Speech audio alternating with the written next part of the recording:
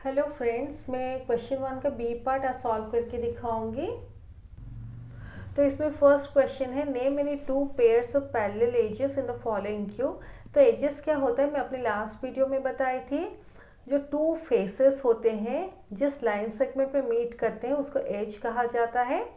तो एज मतलब आप साइड्स भी ऐसे सोच सकते हैं, जैसे ये एक एज है, ये एक साइड है, तो पैरेलल साइड्स सोच के आप ये क्वेश्चन को सॉल्व कर सकते हैं। पहले हम लोग ए बी से लेंगे। तो ए बी देखिए, parallel to G C, then A B is parallel to, मैं बहुत सारे ऑप्शंस दिखा रही हूँ, इनमें से आपको जो भी कन्वीनियंट लगता है अकॉर्डिंगली आप कीजिए। तो A B also parallel to E D,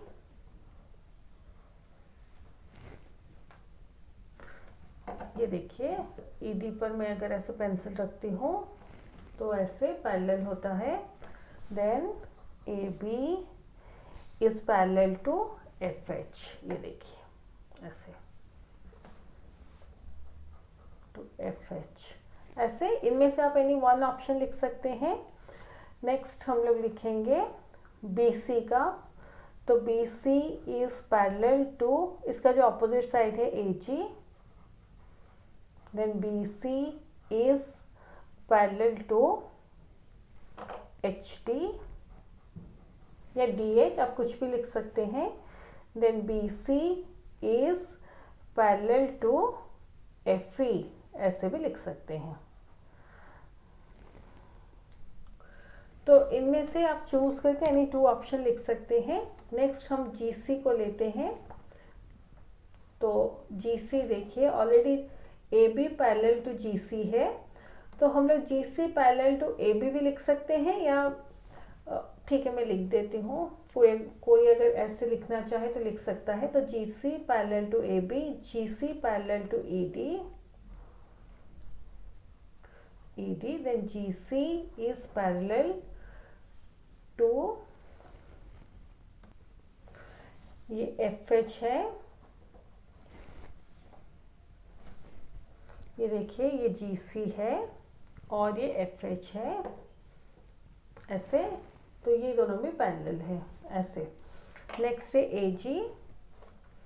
तो A G is parallel to, ये जो है ई एफ या F E, A G is parallel to B C, then A G is parallel to H D. तो ये कुछ options हैं, इनमें से आप एनी टू पेयर्स लिख सकते हैं। आप ये ऊपर के अगर एजेस को भी करना चाहें, जैसे E D is parallel to F H, ऐसे भी कर सकते हैं। मैं और कुछ लिख देती हूँ, जैसे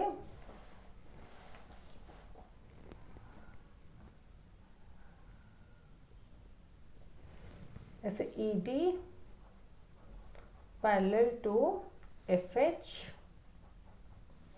then ED parallel to GC, ED parallel to FH हो गया, GC हो गया, then ये AB है, ED parallel to AB, ऐसे लिख सकते हैं। ऐसे बहुत सारे ऑप्शंस बनेंगे, इनमें से आप कुछ भी चूज करके लिख लीजिए। नेक्स्ट क्वेश्चन है, name all the transversals to the segments AC and FT। तो AC ये सेगमेंट है और FT ये सेगमेंट है, ऐसे। तो इनका ट्रांसवर्सल एनालाइज करें तो ये देखिए, ये एक ट्रांसवर्सल है, ये एक ट्रांसवर्सल है, और ये भी जहाँ पर मैं पेन प्लेस की हूँ ये भी एक ट्रांसवर्सल है। ये जो ट्रांसवर्सल तीनों है, ये दो लाइंस को डिफरेंट पॉइंट्स में इंटरसेक्ट करती है, जैसे इस पॉइंट, इस पॉइंट, इस पॉइंट, इस पॉइंट और इस पॉइंट, इस पॉइंट में इंटरसेक्ट करते हैं। तो AC और FT, ये AC है और ये FT है, ऐसे। तो इनके ट्रांसवर्सल ये तीन है, तो इसका आंसर में लिखेंगे AF BE and CD are the transversals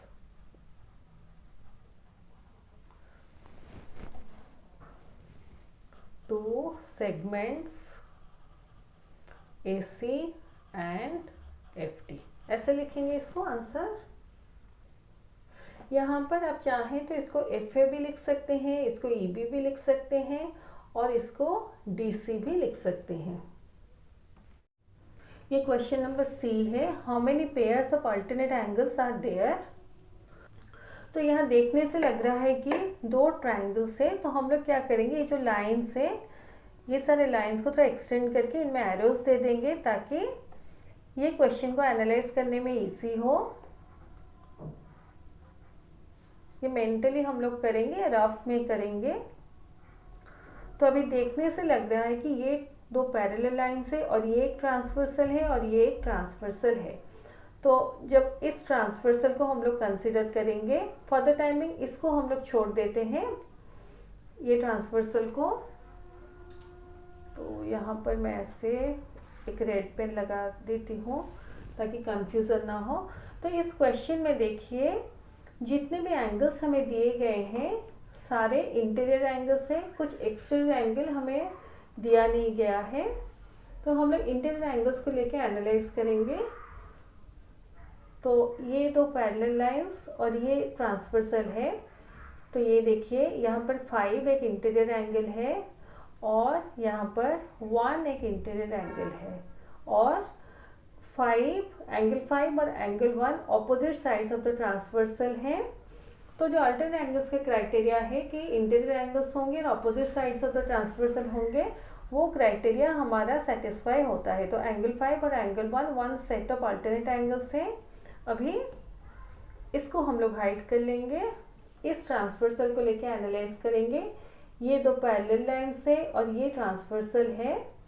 तो यहाँ पे देखिए इंटीरियर एंगल्स में देखिए एंगल 6 और एंगल 3 इंटीरियर एंगल्स हैं और दोनों opposite sides of the transversal है। तो एंगल 6 और angle 3 one more set of interior angles हैं, अल्टरनेट एंगल्स है। इंटीरियर एंगल्स भी हैं और अल्टरनेट एंगल्स भी हैं क्योंकि दोनों इंटीरियर में है और opposite sides of the transversal में है। तो total 2 pairs of alternate angles are there.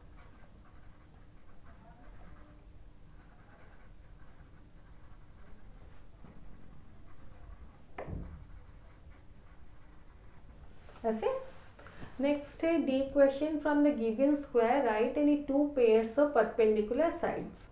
तो स्क्वायर में देखिए जो एडजेसेंट साइड्स होते हैं वो परपेंडिकुलर टू ईच अदर होते हैं और जो अपोजिट साइड्स होते हैं वो पैरेलल टू ईच अदर। तो A B parallel to D C है, D A parallel to C B है। तो अपोजिट साइड्स पैरेलल होते हैं और एडजेसेंट साइड्स जो होते हैं परपेंडिकुलर टू ईच अदर होते हैं।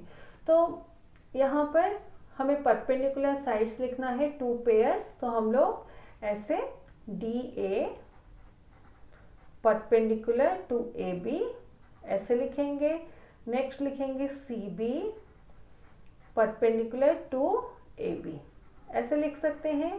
अदरवाइज अगर हम एक साइक्लिक प्रोसेस से जाएं तो डी सी ऐसे लिख सकते हैं, डी सी फिर परपेंडिकुलर के साइन को कंसिडर करेंगे। ये परपेंडिकुलर का साइन है, ये 90 डिग्री है, इसको मैं परपेंडिकुलर का साइन बता दी। तो इसको आप मेंटली सोचिए, परपेंडिकुलर का साइन है तो D C perpendicular to C B. Next है C B perpendicular to A B. Next है A B perpendicular to A D. Next है ए डी, ये A D perpendicular to D C. ऐसे एक cyclic वे में आप जाके इस क्वेश्चन को भी सॉल्व कर सकते हैं। तो ऐसे 4 ऑप्शंस है, उसमें से आप एनी 2 ऑप्शन चूज कर लीजिए। ये ई क्वेश्चन है, in the given figure name the angle alternate to angle 3। तो ये देखने से लग रहा है कि ये ट्रायंगल टाइप ऑफ फिगर है। तो इसमें हम लोग ये एल लाइन को ट्रांसवर्सल लेते हैं टू दीज टू लाइन्स। जैसे हमें पता है ट्रांसवर्सल जो होता है वो दो पैरेलल लाइन्स या दो इंटरसेक्टिंग लाइन्स को इंटरसेक्ट कर सकता है। तो हम लोग एन और एम लाइन को जो कि ऐसे इंटरसेक्ट करते हैं, अपने रेफरेंस के लिए ये दो लाइन्स को ऐसे पैरेलल लेते हैं, ऐसे ऐसे पैरेलल लेके एल ट्रांसवर्सल को ऐसे लेके फिर हम लोग एनालाइज करेंगे। तो ऐसे हम लोग दो पैरेलल लाइन्स खींच लेते हैं